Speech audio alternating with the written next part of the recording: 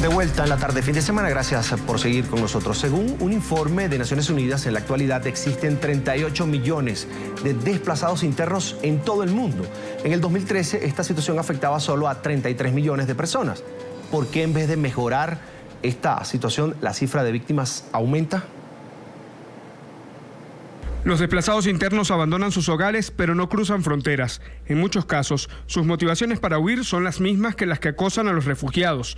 Violencia, conflictos, violaciones de derechos humanos. Permanecen bajo la protección de su gobierno, aun en los casos en que el mismo gobierno se convierte en una de las causas de su huida.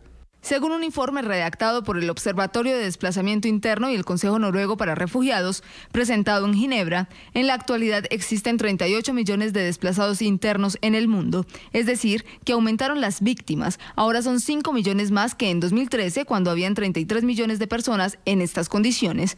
El secretario general del Consejo Noruego para Refugiados, Jan Egeland, afirmó que las cifras revelan el fracaso que tienen las instituciones en la protección de civiles inocentes. Según el informe, una de las regiones más afectadas por el fenómeno es Centroamérica. El Salvador es el país con mayor número de desplazados internos debido a la violencia criminal y los carteles de la droga. Son 289.000 personas víctimas de este flagelo. A ellos se suman los afectados en Honduras y Guatemala. En total, en la zona son 550.000 seres humanos que debieron abandonar sus hogares.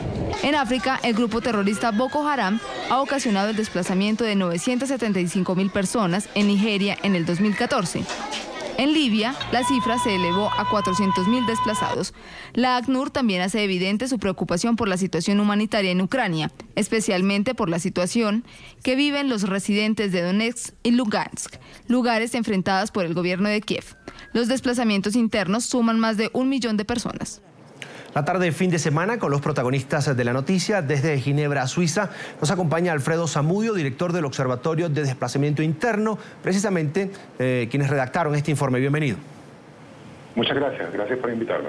Señor Zamudio, ¿cuál es el factor común determinante en que 38 millones de personas en este momento en el mundo estén desplazadas?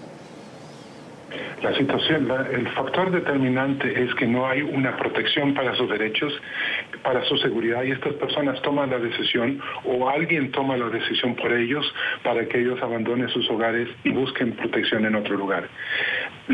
Este factor se mantiene alto. Es un número históricamente altísimo y es muy, muy grave. Estos números se mantienen así de altos porque no hay soluciones, como decía en su reseña anteriormente, no hay Estado que les proteja o no hay la capacidad de ese Estado para protegerlos. Señor Zamudio, ¿fallan los gobiernos o falla la ONU, por ejemplo, por decir alguna organización? Esto es un asunto mixto. Como también decía su reseña, la responsabilidad de proteger a los ciudadanos que están legalmente dentro del país es la del gobierno que tiene el poder. La responsabilidad siempre es de un gobierno. Ahora, las Naciones Unidas y las entidades internacionales tienen las posibilidades, en ciertos casos extremos, de intervenir y de apoyar al gobierno, en este caso, para darle asistencia humanitaria, para darle todo tipo de asistencias, y en cuyos casos donde el gobierno, que es el patrón de la casa, para decirlo así, no está interesado en esa asistencia humanitaria, es un asunto muy difícil.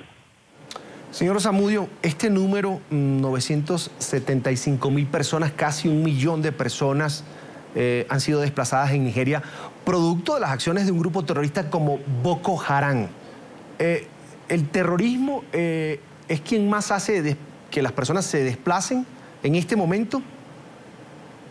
Nigeria es un buen caso porque Boko Haram utiliza una grave ausencia, una fuerte ausencia del gobierno, de las autoridades en el noreste del país, una situación de violencia que se venía acarreando mucho antes que Boko Haram tuviera este poder que tiene anteriormente, que tiene hasta ahora. Ha habido mucha violencia intracomunal entre aldeas, entre pueblos en Nigeria tradicionalmente, y esta violencia también ha desplazado gente. Para responderle claramente a su pregunta, si es el terrorismo, los grupos armados no estatales quienes son los máximos responsables del aumento drástico del desplazamiento? La respuesta es sí. Es el terrorismo internacional, los grupos armados no estatales como ISIS, como Boko Haram, también como los grupos separatistas en Ucrania, no para compararlos como un grupo terrorista, pero son grupos armados no estatales que han causado, que son parte de un problema de violencia.